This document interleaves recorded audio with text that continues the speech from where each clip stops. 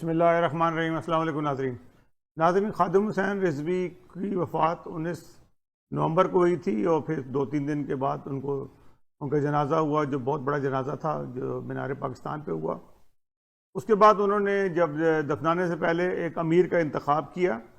امیر کا انتخاب ان کے بیٹے سعد رضوی کو امیر بنا دیا گیا تحریک لبیک پاکستان کا، اور ابھی تقریباً یہ چند دن ہی گزرے، ابھی ہفتہ بھی پورا نہیں ہوا تھا کہ ایک تنازع جو ان سے وہاں پیدا ہو رہا ہے۔ تنازع یہ پیدا ہو رہا ہے کہ ان کے ایک بہت ہی قریبی دوست اور جو تحریک لبیک پاکستان، لبیک یا رسول اللہ کے جو بانی لوگوں میں تھے، ایک پیر افضل قادری صاحب، جن کا ابھی حال ایک ویڈیو بیان آیا ہے جس کے اندر انہوں نے خاصے گلے شکوے کیے۔ انہوں نے کہ یہ جو بھی تحریک تھی یہ تو میں نے چلائی تھی ساری، اور نہ تو خادم حسین صاحب کو اتنا پتہ تھا، نہ ان کے بچوں کو پتہ تھا۔ انہوں نے سعد رضوی کے اوپر کافی الزامات لگائے ہیں۔ انہوں نے کہا کہ وہ تو نشے ہی تھا، بلکہ مجھے تو خادم حسین صاحب نے کئی دفعہ کہا کہ ان کے لیے دعا کریں، یہ رائے راست پہ آ جائے۔ ان کو امیر کیسے بنا دی؟ کیونکہ یہ ایک نااہل ہے، نہ یہ پڑھے لکھے ہیں، یہ بالکل ان پڑھ ہیں، اور ان کو ایک خاص ایک ٹولہ تھا جنہوں نے مل کے ان کو امیر منتخب کر دیا، اور اسی ٹولے نے یہ ساری کی ساری جو تحریک ہے اس کو ہائی جیک کر لیا۔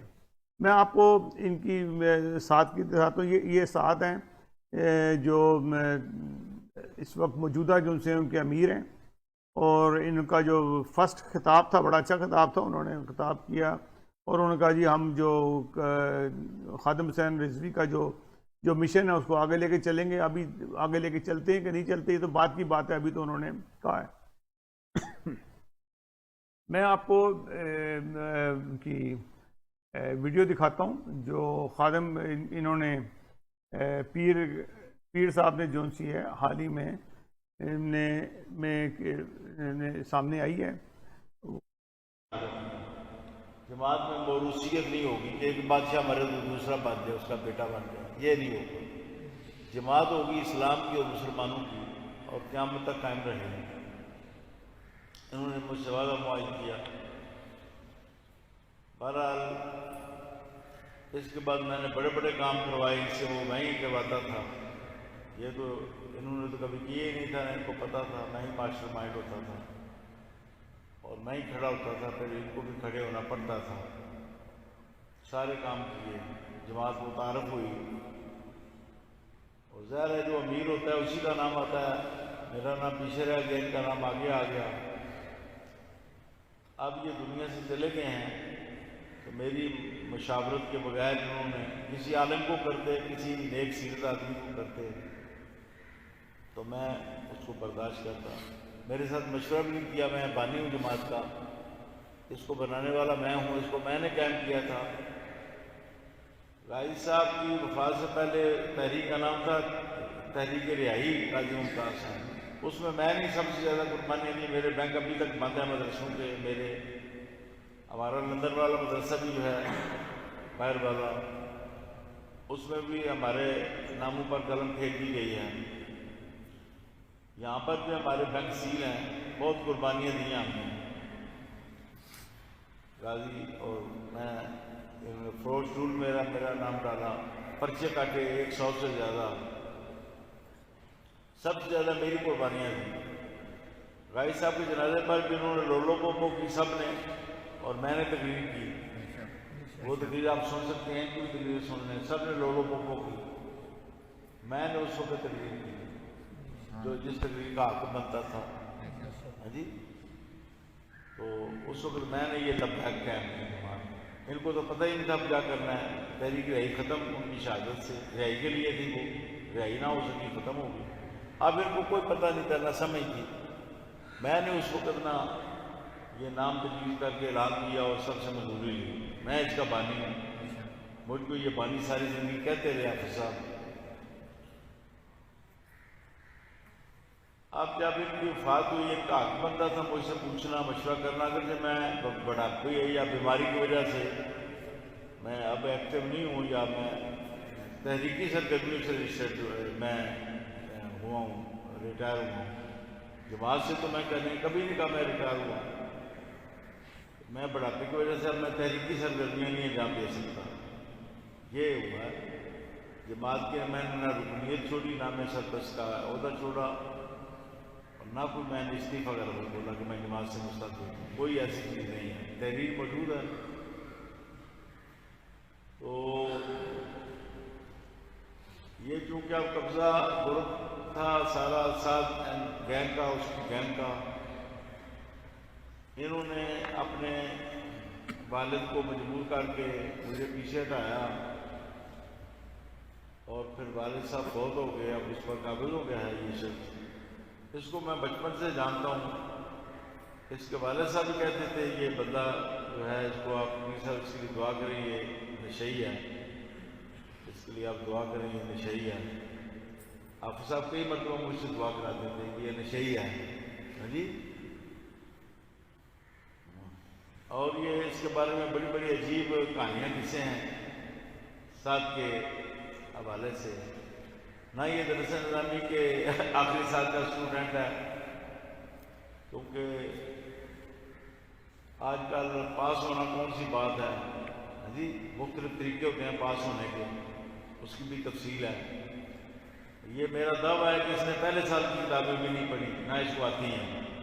اگر آتی ہیں تو سنائے علماء میں بیٹھ کے. ان پڑھ آدمی ہے، حافظ بھی نہیں ہے. کچھ چاند پارے اس نے پڑھے ہوئے ہیں، کبھی اس نے مصحح نہیں سنایا. اگر حافظ ہے تو مصحح کیوں نہیں سناتا؟ حافظ بھی کوئی نہیں، نہ یہ عالم ہے، اور ذہنی طور پر ہی بیمار ہے. یہ کیسے پوری امت کا امیر ہو سکتا ہے؟ اب میں اگر خاموش رہتا ہوں تو گناہ گار رہتا ہوں، اگر میں بولتا ہوں تو لوگ کہیں گے جی یہ تو بہت فساد کھڑا کر دیا کہ افضل قادری نے. حالانکہ فساد نہیں ہے، یہ کلمہ حق ہے. کلمہ حق کی میں نے آواز بلند کی ہے، اور میں نے آج اعلان کیا کہ یہ نائل ہے، سعد رضوی نائل ہے. امیر میں مقرر کروں گا، میں بانی ہوں جماعت کو، امیر میں مقرر کروں گا.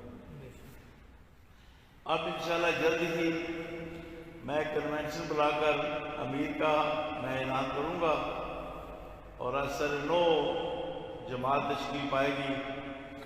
اور مجھے امید ہے کہ اللہ تعالیٰ مجھے اس بات کی توفیق دے گا، اور اللہ تعالیٰ مجھے مہلت دے گا.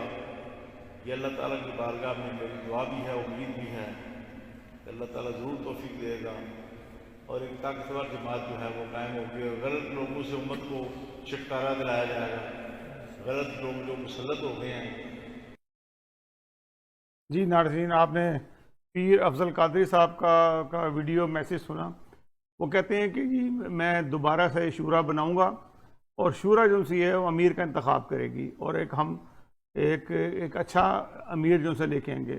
پیر افضل قادری صاحب اگر آپ کو یاد ہوگا، یہ وہ تھے جو خادم حسین رضوی کے ساتھ جب پچھلے سال جو کافی